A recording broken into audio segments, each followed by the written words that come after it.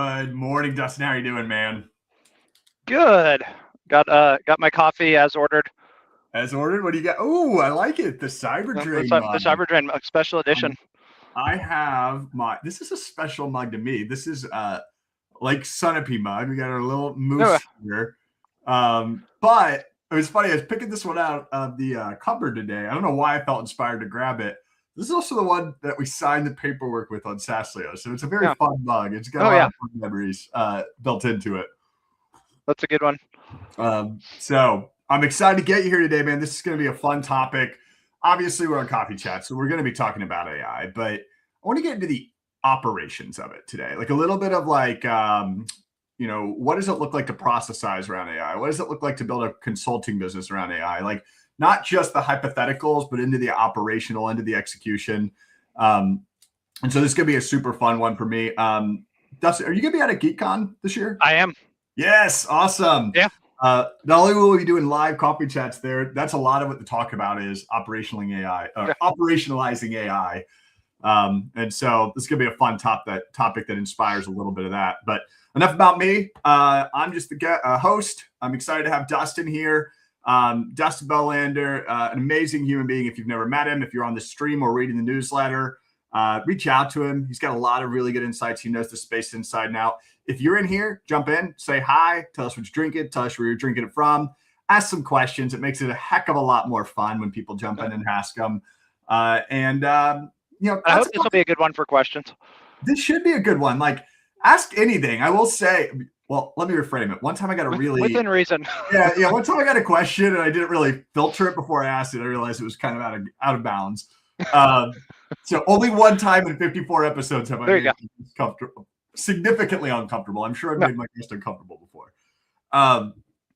But people might know me on the show, but they may not know you, Dustin. So do me a favor, give me your introduction. And I don't not like the 30-second elevator story. Like, who is Dustin? Why are you doing what you're doing? What keeps you energized? Like the real Dustin story. Dig into my deep past traumas and all that. Yeah, well, trauma's the second half of the show. So if you can keep that for later, we'll get into trauma here in a little bit. Okay, so I guess important stuff was I grew up a small family business doing dog training and boarding. So that was kind of the you and I know we're, I'm going to say, probably the two most psycho entrepreneurs in the MSP channel. I'm just like, I got to start something. So that was where that came from. I started working basically every weekend whenever I was 12. Family business, and it wasn't a small family business. It actually got pretty good. We had about 300 employees at the peak. So pretty good size. Yeah. Wow. It's a lot of dogs, man. There's a lot of dogs. And wait, we'll come back to this later. Sorry, go ahead. Keep telling the story. I'm just shocked. So I ended up going to school actually for electrical engineering, computer science, but I was working night shift to pay for school. So I got a job, help desk job at a hospital, and then ended up in a couple of years I was running the night shift IT department. Moved down to Austin to chase my girlfriend, now wife, and kind of I kept saying I'm not going to be an IT guy. I'm not going to be an IT guy. And then finally, about my 30th birthday, I woke up one day and was like, oh shit, okay, I'm an IT guy. Yeah. So heavy Exchange, Active Directory background originally. And then whenever I moved to Austin, bounced around at a couple places, worked at Dell. Everybody that goes to Austin in tech, you got to work at Dell at one point.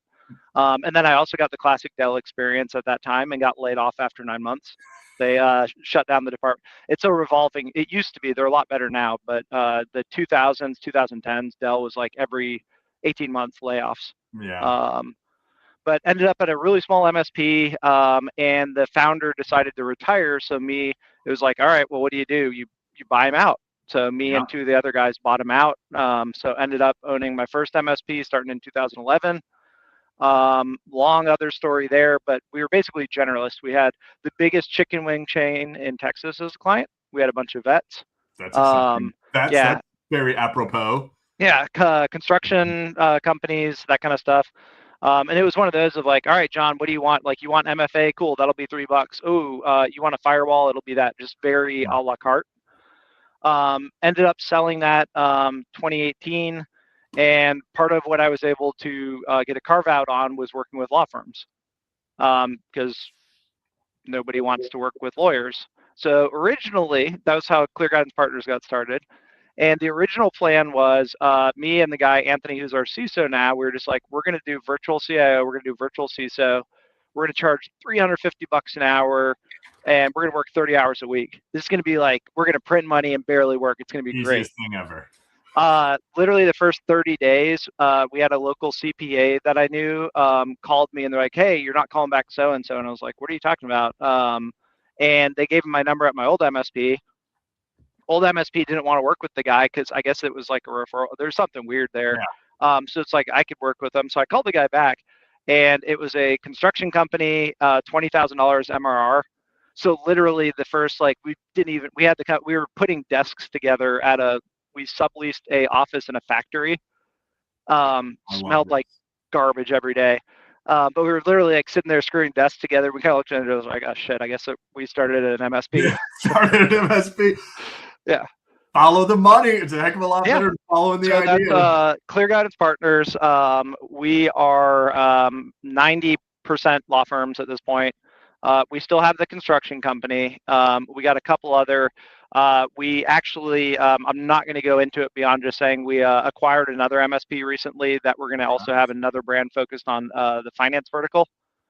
Because we already had a handful of private equity clients. That's kind of that little bit that's outside of law. But yeah, just heavy vertical focus.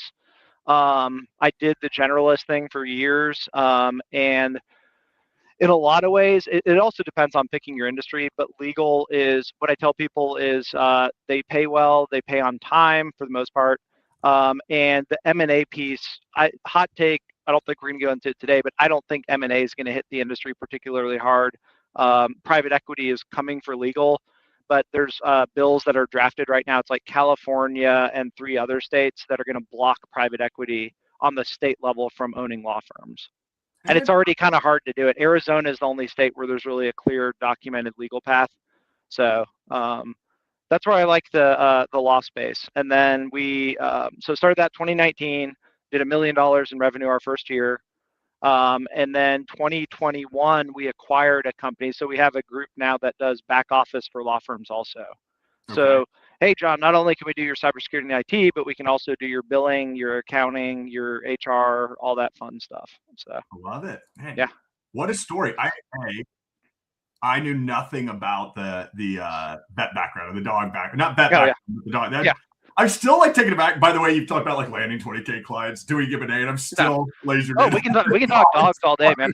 I mean, I got to eventually I was doing the attack training, so I was the guy that had the sleeve where you got the dogs coming at you and you're just like, oh shoot, I got to catch him. Like, is he going high or low? This is a GeekCon combo. That is 100% what this is going to be, is a GeekCon combo. No questions asked. Yeah. We see a few people piloted. Just ask some questions along the way. Maybe not about dogs, because I want to dig into this. Or ask about dogs. That's cool. Ask about dogs. Sure. Actually, you're right. Nothing's off limit. Well, back to the thing. There is some things off limits. But what I really want to dig in today is what you just talked about. You're vertical focused. You've got the law vertical. You got the finance vertical. I don't want to go deep into them. Anecdotally, we'll talk about them as a result of the conversation track. But we've been talking in the industry for, I've been hearing it at least for 5, 6, 7, 8 years, like verticalization. Yeah. That's how you drive real profitability out of an MSP versus being that generalist where you came from. But I want to take that topic just one step deeper around the AI. And so I just want to kind of start off with like this question around your thoughts on AI delivery downstream. Let's maybe just start there. Like, and then I want to kind of compare it against where you think that the pros and the cons are against like a horizontal strategy. But how are you looking at AI with a vertically focused MSP? Like, what are the things that are inbounds, out of bounds? Like, what are the things they want you to help with and you can or can't help with? Like, how are you thinking about this big enigma of money to be made with AI right now? Yeah. So I'll actually start off. I have no shame, so I'm comfortable admitting this publicly on webinar. I was pretty much rolling my eyes at AI day to day about a year ago. It's like the opportunity is still there. I had a paid ChatGPT so I could create memes and stuff like that. But on a lot of stuff on business, it was like, this is overblown, this, that, and the other. Because what I'm seeing a lot where I think consultants, companies, law firms are failing is, keep in mind that we are extremely SMB focused, right? Our biggest client is about 200. Our average is 45 or so Yeah. employees. So very firmly in the SMB territory, on emphasis on the small part, right? Yeah. So I think for whenever I'm talking is it's usually in that context. But a lot of these guys are like, oh, John, we're going to come in like, we're 20 attorneys. We're going to deploy OpenClaw, this, that, and the other. We just had one come in the other day that we're talking to, and it was back in October, and it's like a 25-person firm. They spent $100,000 deploying this awesome AI thing. It connects to this, that, and the other, does this. And the call was, it doesn't work anymore. Yeah, I know. I knew that was going to be the call. Dang it. Yeah. I've seen this movie before. Yeah, so that was kind of my original thing was all these people are like, oh yeah, we're going to immediately replace all of our associates with AI, this, that, and the other. And so that was, I really dug my heels in. And then it became one of those things of, last summer I would have called it for clear guidance of kind of a necessary evil. It's like, all right, this is dumb, but the attorneys, they want to use, and honestly, we're just doing a lot of Chat GPT and Claude, which we'll dig into. But it was like, they want help. Okay, we got to have somebody. So we hired this guy. I always say it's like he was good for 30 minutes, just highly intelligent, but no depth on anything. So it's like great for that of, hey, John, let me give you a 30-minute Chat GPT training and like you're good to go. But then as we started to realize was like, I had a client the other day that I went to their office, and the firm admin, the COO, was, hey, we deployed ChatGPT. They never did any formal training or planning, and she's like, I use it maybe 30 minutes a day. I was like, all right, this isn't. You're just using it because people told you to use AI, right? Yeah. So we started digging in a lot more on sort of, I always call it like point solutions, right? What's this very specific thing? And not just like you and I have talked about, missed call notification, route it to so-and-so. Yeah. On the legal side, though, we're getting a lot more in the weeds on the business industry specific. Yeah. So best example is, I'm not going to go full, law firm geek on you, but whenever you're doing billing, as a law firm for your clients, is you have sometimes what's called outside counsel guidelines, where I have one right now that I'm working on a project for. It is, you can't bill more than 8 hours a day without written approval on a per day or per matter basis. You cannot put certain things into a single time entry. So it's like little rules, right? And here's the 20 tags we need you to have before you submit it to our electronic billing portal. It has to be in this format, blah, blah, blah, blah, blah. So it's very structured, which is a great use for AI. Yes, unstructured to structured data is like the reason AI is so good. Yeah. So the project we're doing is sometimes we work with firms and they're like, okay, the attorneys can run their own time entries through there. They can ask the billing bot questions. Or in this case is we take a CSV out of their timekeeping system. We go through and evaluate it against the outside counsel guidelines, the e-billing leads rules, and then also the firm has internal, I call it like informal rules, right? Of like, oh, John hates to see blah, blah, blah. Don't ever write this in a thing, right? A lot of stuff is really stupid where it's like you can't meet to discuss. You have to, research and draft instead. So there's a lot of weird thesaurus things in there too, where it's like, don't use this phrase, it'll get rejected. So that's my favorite example where I tell working with law firms, I'm like, billing is the easiest use case for AI right now, because it's very black and white. The clients want to see it structured in a certain way, written out. There's rules around, you can't put these hours in. So that's been really our big focus. Well, the beauty of it is it comes inherently with a bunch of training data. Just because you get to come in with everything that's ever been rejected should be your training module as a starting point. Yeah, and all the approvals, obviously. And usually the people doing billing have like a 20-page Word document that they've written up already, that they're just, sitting there and doing Control F to try to find the notes that they had on blah, blah, blah. So I'm solutioning this in my head already, Dustin. I've got all the Azure Foundry things built in my head. Like I'm ready to build it. Yeah. And we usually see it's like, I would say the first draft gets 60, 70% of the way there. Yeah. Just because it's so structured. It's not anything magic in our process. Like if I sat down and gave you the documents and like spent 15 minutes walking you through it, like you can get pretty far along just without knowing what you're doing. Well, one thing that I find interesting there, I'm going to kind of position him. I'm curious if you're open for like a a tough question here. Not like a tough question, but like, you know, I've struggled on like some of these custom projects a little bit because what you said it earlier is like, it's not a custom project, by the way. I know what I'm not saying you're vibe coding some crazy stuff. Like I'm very anti the vibe coding stuff, but why did that project that they spent $100K on fail? That's what I'm curious on. Like, I'm sorry, I want to pick back to that, and I'm going to bring it through for a story. Like, well, it goes back to like you and I have both built SaaS companies, so we know it's not getting the MVP is not necessarily the hard part from a technical standpoint, right? Yeah, it's the does it maintain, does it scale? Oh crap, Microsoft just updated their APIs again. There's no, so like I'll give you on shifting back out of the AI piece for a minute on the sort of QBR side for Clear Guidance is we're generally trying to do an 18-month to 24-month roadmap. So here's all the stuff we need you to do. Like, I think you need to do the same, even though it's changing so fast on the AI side, we can't, who knows what it's going to look like in even 12 months. But if you're building out these custom projects and stuff like that, or even doing something like, building out a billing bot in Claude or in Foundry, it's like you still need to, hey, John, once we wrap this up, this is going to take about 90 days, then you guys need to budget X dollars quarterly. You need to, one of the pieces that we don't have right now is kind of a managed AI plan. That I think that's a huge opportunity for that is, look, we're going to do the same thing you would do of, let's go back 10 years ago as an MSP, like, hey, John, I'm going to come in, you're going to do a project to modernize your IT, right? Or let's be really cheesy, digital transformation, right? We're going to move you to 365 modern work model. But then you want to stay on a maintenance plan going past that. We're going to keep, best practices in place. We're going to roll out new settings, this, that, and the other. We're at the point where you really need to at least have that conversation. And in this case, there was, and I don't think it'll be weird if the guys are watching. It's like, I don't think their MSP realizes they kind of did this winging it as a side project. And just didn't do anything past that. So most likely what I'm kind of hoping will happen, we're going to get in there, clean all that stuff out, and then also grab the MSP business as well. Yeah. Well, and I'm seeing that. I think, man, there's so many topics to pull back here. Oh my God. All right. So I'll let you choose because I have a lot of thoughts. Let me take some, like, we talked about the maintenance and scale of an actual custom agent builder. That's a whole hour.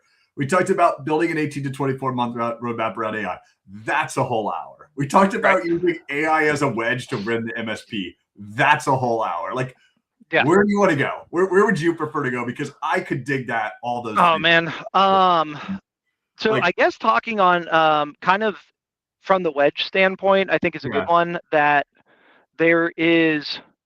So not even talk about using that from the attack perspective, but defending your existing client base. Is so I'm also a big cyber insurance nerd. So this kind of goes back to 2 years ago, 5 years ago. I didn't realize it's 2026. 5 years ago, whenever the cyber insurance stuff became, I lose years. My wife thinks I'm weird. It's like, it's 26. How do you not know what year it is? I was sitting there like doing the math. But yeah, so going back to like whenever cyber insurance came out was on Clear Guidance, we were making a killing on new business because we would go in and we would talk about it. And then we had a partner at the time. Now I own an insurance company too. But we had a partner at the time that we would have come in and, do some quoting and analysis. And the prospect would be like, wow, John, nobody's ever talked to me about this before. So I think we're very much at that point with AI now. If you're not having that conversation, somebody else will be. Not saying that as an MSP you have to be doing or selling AI, but you at that point need to have a good partner that you can bring in. You have to say, I can't help, but I know who can, kind of thing. I'm glad you said it. Like, I've been preaching this for a while now. Like, you need to have a strategy around it, even if you're not on the attack for the defense. Like, at least so whenever that other MSP calls, that they're like, oh, hold on a minute, like, let me grab Dustin for this conversation, because the other guys are going to come in and be like, oh, we're AI experts. They're never going to say MSP. It's to get in the door, and then at that point, it's like, hey, we can also do your IT. So what's super interesting on this track is I'm seeing it. So I'm in Indianapolis here, and there's a handful of like good AI consultants out here. By the way, I'm not knocking any of the AI consultants in our region. They're really good at getting outcomes out of enabling Claude or Copilot or ChatGPT. Come in, train, run org change management. They're doing it all right. Yep. but they happen to ignore the IT side of things. And I as a practitioner of IT, just it drives me nuts. Like coming in and just promising a panacea of a solution, just saying this is the cure all to everything. Yeah. But we're not going to think about your like IT or hygiene or cyber or any of that Right. stuff. We're gonna get you lit up on shadow AI, and we're gonna be good. Like, we have one client that they ended up they were very ahead of the curve. I think this is going to be the 2-year anniversary of they deployed their own internal AI platform. yeah, And so they had like 3 consultants working full time. But they didn't early on. They basically had the MVP built before they started integrating into their corporate systems. yeah, So it was like my team got a little bit blindsided. This was 2024, and these guys come in, and the shit they're asking for, man, is like, hey, we need to deploy, Docker images to everybody's desktop, and just like wild. Okay, hold on, this is a lot. So we're in a whoa, good spot now, but it was just like they hadn't. They're a bunch of developers, which I mean, you know how that goes, right? yeah. They're No, just I running know that wild. works. Yeah, Oh, I can you kind of know guys that works. give admin rights to everybody so they can deploy That's these, fine. Like, who 10 cares? packages? Yeah. Yeah, So yeah, on that point where it's like, even if, so with us, our thing is have a strategy. You need to involve us. We need to talk about it, but you don't have to use us necessarily. So yeah, now with those guys, I think their TAM has like a, monthly meeting with the AI team also just to, okay, what kind of crazy stuff are you guys cooking up? Let's talk about it, that sort of thing. yeah. So again, just being in the room for those conversations. If you don't bring it up to your client, it's really hard to get in the room after the, whenever you're Consultant. rolling in meeting number 4, nobody's going to take you that seriously. Yeah, because at that point, like the AI, whether they're direct competitors or share wallet competitors, they're still competitors in the room. There's still people taking service dollars from that client, and Yeah. it's like it slows down their value creation to call in IT in a lot of cases. Yeah. Just genuinely, right? Like it's a Right. lot slower to do it right than it is to just do it wrong. Yeah. And Well, whenever so, people say, IT is the department of no, absolutely, because yeah, otherwise people would be doing all sorts of crazy, stupid stuff. So yeah, somebody and has to all be the the adult in the room. yes, it has to be the adult room. But it's a good point. Like, these AI consultancies, they're blowing up. They're left and right. There's tons of money Yeah. to be made in them. And you better bet they're talking to your customers and trying to get their ear, and they're promising them the Yep. world without caring about the cyber hygiene or the IT hygiene. So you just Yeah. got to have that conversation. I wrote my predictions, and I've referenced this one probably the most of all the predictions I wrote in 2026, which is customer silence is the worst KPI that you're not tracking, or the best KPI that you're not tracking. Like if they're not asking you about AI, it's not because they're not using it. Yep. It's because they don't think you can bring value to the conversation. Yeah, exactly. And you're the MSPs, right? You're the mop. So in 6 months, they finish this shiny AI project, and those guys, they're usually, what I will knock those consultants for is almost universally, my experience in the SMB space has been these guys don't think ahead. It's we're going to implement. Of course. Kind of the vibe coding is, so our good friend Ashley Cooper is like the queen of vibe coding. She does it right because it's very targeted solutions. She'll do some mission critical stuff, but it's the tooling that kind of helps you do your job. Yeah. What I always say on vibe coding is like, if this tool goes down for 48 hours, what do you do? It's like, oh, I can't live without it. That's not a good vibe coding use. No. Ashley's stuff is, I've mentioned working in SaaS, like she built this badass thing that goes through, compares the new code releases, and it writes 90% of the release notes, right? Of all the updates, hey, here's all the new stuff in the product. It tells the documentation guy, here's what you need to go look at and update. Like that is a beautiful use for vibe coding. Yeah. Coming in and being like, oh, hey, Mr. Law Firm, I'm going to redo your client intake. I'm going to vibe code it, and then, peace out. Congratulations, pay me $20,000. And that's where 6 months later, they're calling their MSP saying, hey, this broke. The developer's not calling me back. The AI consultant's not calling me back. A lot of these new startup, the guys that have been doing software consulting for years, they get it's actually software they're building. But the people where it's like, oh yeah, 2 years ago I worked at, PwC. I'm an AI consultant now. It's like, all right, these are the guys that are going to kind of come in, build something really impressive that falls apart the minute they leave, right? Yeah, of course, and they don't care because they build their malwares.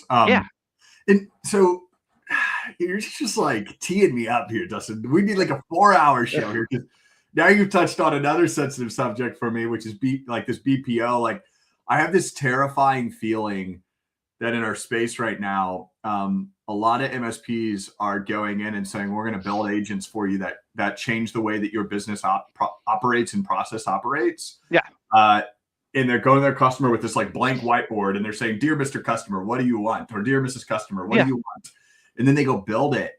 And here's my real like deep down fear of that. We know it's probably not good if they weren't custom software shops to be building it. But my fear is they're going to put their actual managed IT revenue at risk, because if I come in and I build a process around their business process and I implement something and it breaks and I lose 48, 96 hours of my business process, and that all of a sudden really impacts my billing, my managed IT revenue is now at risk. I went from being a real, I went through the like hard part of the managed IT contract where it was upside down for the first 3 to 6 months. And now I'm actually making money. And then because I wanted to make an extra 20K on project revenue, I just tanked that entire relationship. That is my sneaking fear that's happening. And I don't think people see it because they haven't gotten to the other side of the implementation, the other side of the sale yet, where they're seeing like all the pain really come out. I think that is a really real concern, and I'm terrified of it for some of our MSPs out there. Oh yeah, no, I've seen it firsthand. I've seen 2 law firms demand money back for 3 months later that the ChatGPT deployment degrades because the models were updated and there's no ongoing maintenance, and suddenly it's okay, we need to make a change. These guys aren't they don't get our business, kind of thing.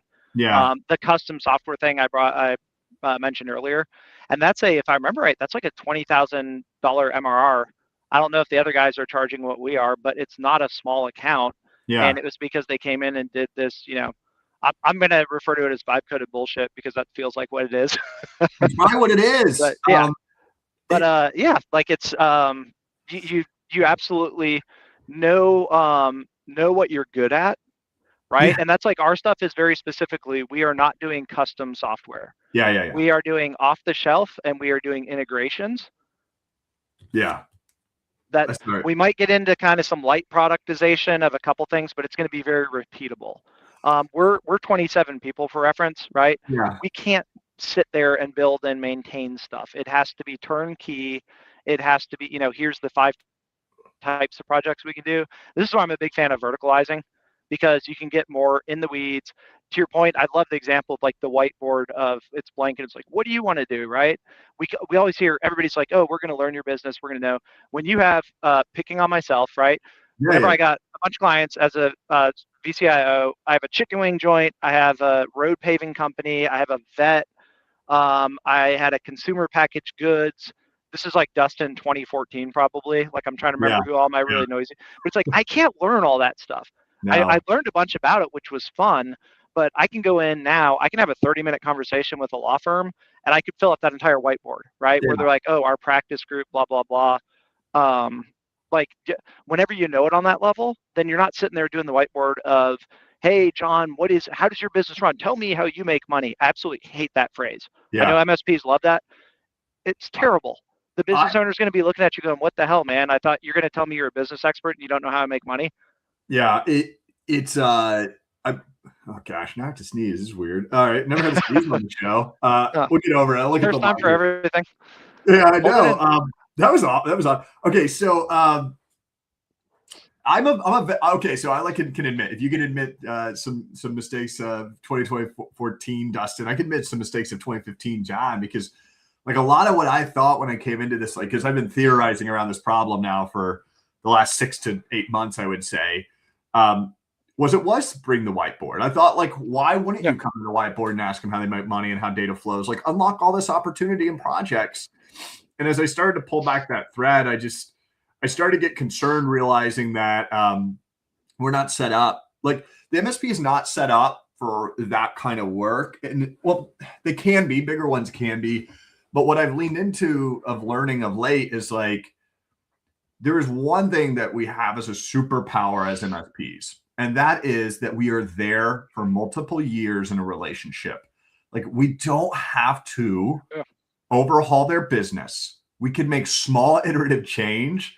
And then you use the language off the shelf, and I threw my hands up, oh God, all excited. Because I'm just boggled right now why we believe we need to vibe code everything when there's so much value to be Yeah. extracted on the off the shelf stuff. Like Yeah. just being the subject matter expert, knowing what the off the shelf stuff is worth money. It cutting through the noise is worth money.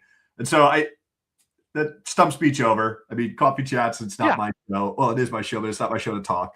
But like when you said that, it's just like I went through that learning and I thought, yeah, whiteboard's the right answer. And then I actually put pressure test and I realized like just be this me and unlock the value of all the stuff out there. The difference between a 1Xer and a 10Xer and a 100Xer is enablement right now. It's not technical expertise even. So anyway, anything just to those riff on that? 1% improvements are, the client's going to appreciate you do that. If you do it month after month, then, suddenly it's like, all right, hey, John, this last year we improved your business 12%. And then next year you're like 25%. That starts to add up. And you don't, kind of come out of any of that usually looking like an ass like you do on a digital transformation project where you can't. You said something a minute ago, I forget exactly what it was, but it made me think of like there's a range of, we can't do that as an MSP, right? So you have over here, I'm an MSP, you can move into consulting, and then to the vibe coding software part is like I'm going to say an ISV, independent software vendor. Like that's a range. You can't go from MSP to ISV. Most MSPs even struggle going MSP into doing like actual consulting work, that BPO, that whiteboard, that kind of thing. But it's like get that part really dialed in. Don't try to jump the steps. Don't try to skip. If you want to do the software part, then you're doing off the shelf, you're doing resell, you're doing partnerships, that kind of thing. You're not building, you're deploying. Well, and I think I saw a bit of that aha moment when I made that point. Like the MSPs are here. They have that multi-year relationship. They can do that iterative change. Yeah. If I am an MSP right now and I'm talking to my customers about AI, the way that I am fighting off or defending, we'll use the word defense from earlier, all these AI consultants, those AI consultants are there for 3 months. They don't care what happens after that. We're here for 3 years. We're going to do pragmatic and iterative improvement, not dramatic business process overchange. Like even in my retrospect, like I introduced a bunch of agents when I did our digital transformation last year at Avic, and now we're a year forward. I think a lot of like out of the box solutions could do some of those agents use cases. So that's where I start to get to this world is like, is AI going to outpace what we build? And will we ever be able to build and it sustain for more than 12 to 18 months before AI could just do that too? I don't know. Right. I'm curious to get your takes on that, but that's kind of how I'm feeling, like seeing some of the new, like seeing wave 3 of AI right now and co-work and all this stuff. Like, why did I ever build agents? Co-work can just do it with a skill. Yeah. I think we're going to see a lot more stuff of like, if you look at the Azure Marketplace is a good example, right? There's even some law firm, very specific tools in there, like around court scheduling and stuff, where you can kind of go shop. It's an established thing, but it's going to be more of that. Here's a good term you're going to nerd out on, because I know you're Mr. SaaS startup, but like almost that more of the product-led growth approach, right? PLG, meaning it's not the traditional, hey, John, get on with the demo with me. We're going to do X, Y, and Z. It's going to be, oh, my friend told me about, I'll use a good example. The one I was talking about is called Law Toolbox, and it helps attorneys do automatic court scheduling. So you say, I'm going to court in the Northern District of Texas. This is my trial date. And then it fills in backwards. Here's all your deadlines. Super cool. You can go right onto the Azure Marketplace and get it. So it's like that kind of stuff. I think we're going to see a lot more of that coming up to where one of the guys that we have that does consulting for like with us, he has a YouTube channel and he just built this cool integration, and you can just go buy it off. Here's the code, here's the deployment directions. Don't call me basically. And it's a super useful thing. So I think we're going to see a lot more of that now. That's just kind of those quick, easy, focused solutions. It's not trying to do, we're not going to revolutionize your business. Yeah, exactly. It does this one thing. It does it really well. And then at that point too, is you're able to rip and replace easier. You're able to update, upgrade, change faster versus that monolithic, like a PSA, ERP practice management platform that runs your whole business. That's one of those things of, I've literally had clients that are sitting there and it's like, I'm retiring in 3 years. We'll replace it after I'm gone. I don't want to deal with it. Right. These little quick interchangeable, it's like playing with Legos. right? You can easily kind of customize. It's like, ooh, I want to rebuild this part of it real quick. And it's not a high risk versus we got to tear the entire business down and reboot it.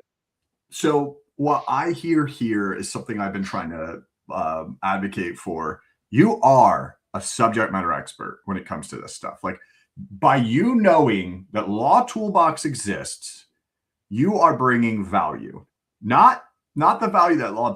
So you bring the value that Law Toolbox gets, and you get to inherit some of that value by bringing it to the customer. Yep. Because you're cutting through the noise. You are like dissecting all the noise and bringing the best solutions forward. Yes. There's what we are as ITSPs. Like that is like who we are as like as an industry. And so this is where I get like so caught up in it. It's like, why did we decide we wanted to change? Like we're really good at some things. Like why don't we bundle the things that we're really good at into a practice, into a program that we can deliver? I just, it's like, why did we have to reinvent ourselves in the last 18 months? And I don't know. I mean, the generalist model still exists. The much larger MSPs, the huge ones, there's a need for that. And then you're always going to have your small businesses that are like, I want to walk down the street and talk to Dustin. And, I think I'm going to say like the MSPs 15 people and under that are generalists will always exist also, because it's like, I don't want to go work with this huge one. I want to talk to the owner. Yep. But for the middle-sized guys, like I think it's going to be a verticalize, and you can even do specialty around, we do, like I think AI specialist MSPs where we're going to help on that. Well, to me, that's not, vertical is not the right term there, but you know what I mean, right? Specialist. Yeah. The generalist mid-size MSP is going to be dead in 2 years. Oh, that's a hot take. I like that. I just sat there and kind of did the blue steel into the camera so you could have I know it's a good hot take. I mean, look, I think the vertical MSP definitely has a lot of advantages over the horizontal MSP. There's one national one that has a law firm division, and we go up against them probably at least once a quarter, and we have lost once, and they came in just desperate on price. Yeah. And so it's like just all day, every day is we'll sit there. So we're quoting pretty heavily. So it's not like one proposal a month kind of thing. Our numbers are up. I think we did like 65 proposals all last year. We're closing at 40%. I like to always bring the receipts. It's like, why should you care what I have to say? Yeah. We're closing 40% of our proposals. This is new business, by the way. Yep. And a lot of the time is we always try to, my sales director is like, hey, who are you talking to, this, that, and the other? And a lot of times they say we're getting to know with clear guidance before we talk to anyone else. Yeah. And that's because that we can go whenever I do get pulled into sales calls, my team absolutely hates it because I'll sit there like this for an hour and just be like, oh yeah, get Law Toolbox. Like you don't even need us to come in and do that, blah, blah, blah. But coming out of it, I also just like talking and helping, and I'm just like geeking out a little bit. I'm like, oh, I know how to fix that. We did insurance defense billing at this other firm. Let me tell you how blah, blah, blah. You can do this to get the carriers to accept your bills better. Yeah. I'm a fountain of free advice whenever sales is trying to sit there and close the deal. I know, I am too. Like I can never recommend somebody in the wrong direction. It's not in my bones. Like, it's not worth an extra little margins. I try to think in decades, not days. It's a little bit more of a different mindset. I appreciate that out of you, Dustin. All right, million different areas we can go here. One area we didn't step on earlier. You talked about like an 18 to 24 month roadmap. I want to kind of dig that one back a little bit if you're open to it. Yeah. How are we know AI is changing. We know it's dramatically changing, but you talked about like, I kind of want to come bring something forward, my customer. How do you think about that? Like, what does that look like in your mind in the roadmap, knowing there's so much change? Yeah. So a couple different pieces. The first one going back to like it's IT or really security first. That's what we say. Clear guidance. We're security first. So on that is the first thing that starts is around CIS controls. And we're also baking in some other stuff on. So the way we approach it is like, here's where you're at on CIS. What are we going to tackle this quarter? Here's these 5 things we want to get turned on. But then we have a couple other things that are risk areas. One of those now is AI acceptable use policy. Mm-hmm. Okay, guys, hey, you don't have anything in place still. Why aren't we doing this? We need to sit down and talk and at least. By the way, I love that the law firms is your specialization. Yeah. Sorry, a little bit of meta comedy there. Sorry, go ahead. The other one that we do on that too, that's with the law firms, is retention policy. Yeah. And it's like all of our, so we have 3 account managers, virtual CIOs. And so their thing is always like, okay, guys, John, we need to talk about your retention policy. We can't keep everything forever. Like Yeah. that's not acceptable. But Yeah. some stuff like that. And so that AI acceptable use policy really gets the conversation going. It And then at does. that point, going back to, we understand the business is we look at it and we're like, okay, you're an insurance defense firm. That's one of my favorite example cases because it's a really kind of unique, even space in the legal space. Um, that, all right, what can we do? So automation. I'll give you a great example. Generic generalist MSP comes in, insurance defense firm. John, we're going to do it automated so you can bill more hours for less work, and you're able to automate some of these tasks that you're already doing for your clients. Blah blah blah. That will just like immediately you just disqualified yourself because they immediately know you have no idea what the hell you're talking Yeah. about. Yeah. Because insurance defense is dirt cheap. A lot of MSPs are billing more than these guys. I've seen insurance defense firms billing under $200 an hour as a lawyer, Yeah. right? It is pure hourly. You are not allowed to automate anything. Most states, the ethics for practice, you cannot bill for AI usage or automation. It is only the actual work done by an attorney. So immediately, like you just ran through 6 things that you showed you don't know what you're talking about, Yeah. right? Yeah. So going into those guys is my AI strategy is going to be billing is absolutely horrible. That was what I was talking about earlier. These insurance Yeah. carriers kick back every little trivial BS thing.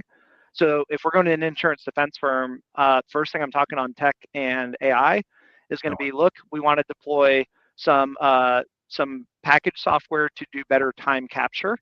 So your attorneys are able to grind out more hours. They're not spending as much time on their timesheets. They're not leaking time. And then we want to deploy AI to make your billing processes easier. Yeah.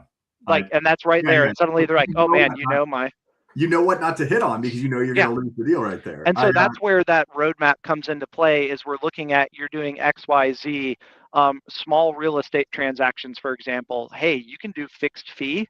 We can put in some document assembly, document automation software. AI is making that. There's a document management platform called Net Documents. That's some really cool stuff.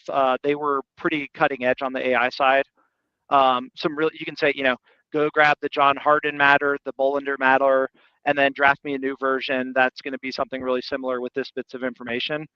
And it'll go pull from all those case files and basically give you the first set of documents based off of your other stuff that you've worked on because it has all that context. And that's all within the existing document management system the firm has. So just stuff like that, right? Where it's like, hey, your type of practice that you do, not even saying you can't, not all law firms are the same, right? It's like all the MSP, my market is different. The Yeah. different practice groups in the law firms are different. So if I'm going into a intellectual property practice versus a litigation practice versus a real estate transactions practice versus insurance defense, that's almost like internally we kind of look at it as sub industries. Our Yeah. CRM is not broken down by industry law firm. It's broken down entirely by practice groups because it's a different conversation at that point. So that's where that roadmap Yeah. comes in. No, I Is love it. there's a couple things billing, but I mean even billing sometimes isn't the same. Doing like family law, sending Dustin a bill for his divorce versus sending Apple or Amazon a bill is a completely different experience. So Yeah. that's what we look at on the roadmap side. It's like what tools do you have in place that we know are bad, where are you struggling, and where are maybe you're happy with what you have, but hey, there's this really cool new stuff out that you should be looking at. Yeah, Dustin, this obviously needs to continue over a beer or a cocktail over at GeekCon. I want to keep this rolling, but we're tailing the segment. One question I always like to ask before I go into the wrap up here: what didn't we ask, or what didn't I ask that we thought we might talk about today?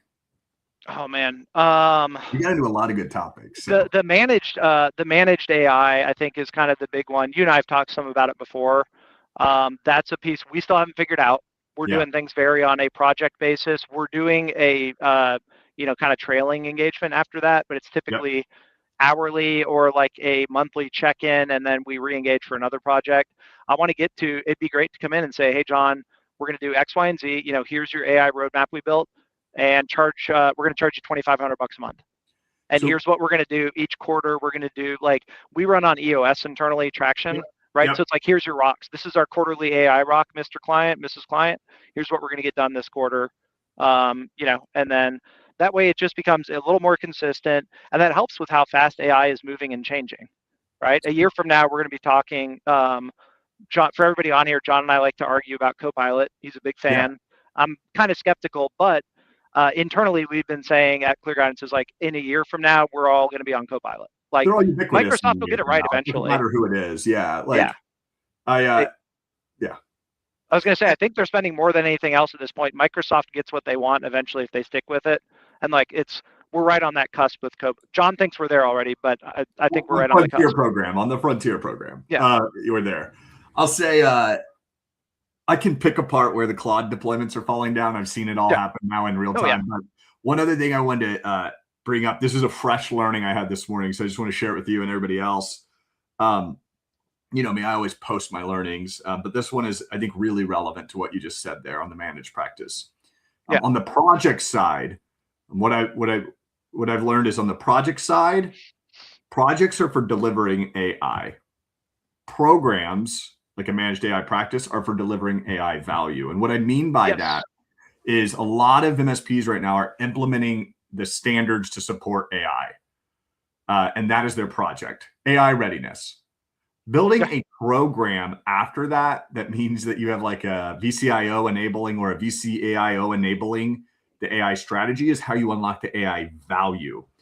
And so this was a fresh learning I had this morning. What I think is hyper relevant to it, I don't mean to get pitchy, but like it is important learnings, is that implementing the standards to get to AI has no value whatsoever for your customer. Just being very brutally honest. Your customer doesn't care about governance, security, policy, like all these little things. It's a necessary evil. It's a necessary evil, but it's not the value. So here's where I think MSPs are dropping the ball a little bit. Don't just implement the readiness. Like the real value is once they're ready and they're over the line, enabling that whole journey afterwards is where the real value is. And I think MSPs are falling short because they're just cleaning to get them ready. And then they give them the tools, like your COO who only used ChatGPT for 30 minutes.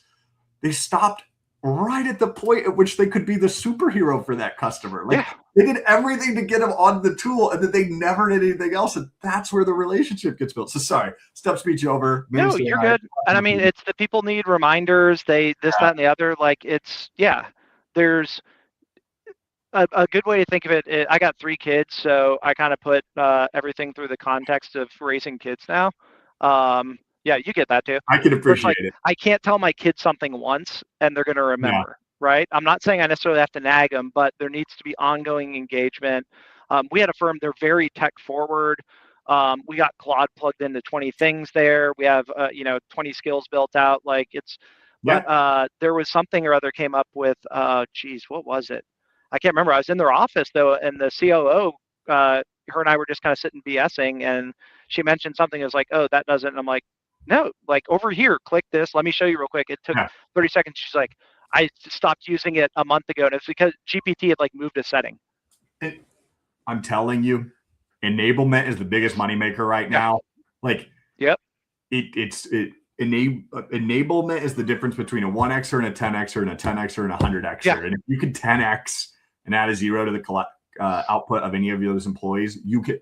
I argued, I'm going to live by this. It's what I'm building around. Enablement is king. Sorry, I'm done. No, you're good. I mean, I'm in a MSP owners group, and they make fun of me because the majority of our projects, if I show you, you're just going to be like, oh, I could build that, in a couple weekends. It's just enablement and training. Hey, we're going to turn on these 10 connectors. We're going to help you build your first kind of workflow or two, or, your first couple Claude skills. And then that's what they're happy at that point. It's not give me 20 custom integrations. It's, but that customer is never going to go away. You just literally activated the biggest IT transformation for their business. Yeah. Your owners, peer groups can laugh all they want, but your churn is nowhere to be found, I'm sure. Yeah. So we've done several months of, it's slowed down a little bit right now. We're kind of transitioning. I just got a neuroscience PhD. I don't know why this lady wants to work with me. I was like, you're too smart. But so we're kind of restructuring our AI practice. No, end of last year, starting last summer, kind of going into early this year, we're doing $10,000-$20,000 of AI project work per month. But it's a lot of we call it ChatGPT in a box. Yeah. where we come in, we help them build a couple custom things. It's super simple, but people love it. But you know what they do is they look at you and they go, "You're the ones that brought us the value, not Yep. ChatGPT." They go, Yep. "Your guidance brought me the value," and that's what's important. And there's where that. So, Yeah. all right, a whole bunch of notes, whole bunch of learnings. I don't even think I asked a single question on this list. We'll have to do it again. Yeah, it was just too like there were a lot of untouched topics I wanted to hit on, but that's okay. We're at the end of the show here. Hey. I do the rapid fire wrap up at the very end, but I want to get you back into your 10 o'clock meeting. We need a few after for recording. So I just want to ask the final question. Yeah. This is your opportunity for a shameless pitch. Tell us all the cool things you do. Like we'll blast it out to everybody tomorrow in the write up, but like, why should they get hold of you? Who should reach out to you? Go ahead. Yeah. Clear Guidance Partners, we talked a bunch. I would hope after this, everybody understands that we really know law firms. I always say, we actually do law firms. It's not one of 10 verticals listed on our website. Yeah. But then the other two is also involved with a little MSP company called CyberDrain. We make CIPP. That's not super public. I'm involved with it because Kelvin Taylor is the founder, CTO, and I just do all the boring business stuff. But we just hit 13,000 MSPs using the product. So biggest 365 management tool in the market. And then the other one was going back to kind of crazy entrepreneur was started a company called Beltex Insurance because I said the insurance space for MSPs sucks. There's either a bunch of agents that are selling the same 10 policies or, there's two companies that offer MSP specifics, but it's this huge lift on applying and this, that, and the other. So I said, I want to insure the top 20% MSPs and make it easy. Start to finish to getting the policies, about 15 minutes of work, as long as you have really good security. So I got a bunch of other stuff I want to do, but my wife told me no more. She said 3 is enough for now. I'm not allowed to do anything else. I got a new board and I'm already cranking too much, but I'm with you. I love it. We're crazy entrepreneurs, man. That's why this could go on for hours. Love it. Thanks for everybody jumping in. We'll get this write up out to everybody. Should be a good show. Recap notes. There's just a ton to learn here. Thank you, Dustin, for jumping on. And then next week we go live again, and it's our last week before we have a big series going live at MSP GeekCon. GeekCon actually represents 1 year of coffee chats. And so we'll be doing our 56th episode with Cooper, because Cooper's the first one to ever do an episode. Nice. And we are doing a year recap. I took the highest news articles for the last 24 months of AI. Yeah. And we're going to look at them. And we're going to go, did that stick or was that a shtick? And we're just going to have like a fun show on the last 24 months of AI. So love it. If you're at GeekCon, say hi to me or Dustin. And thank you so much for jumping on the show. It's been a blast, man. Yep. Cheers. Have a good one. Bye.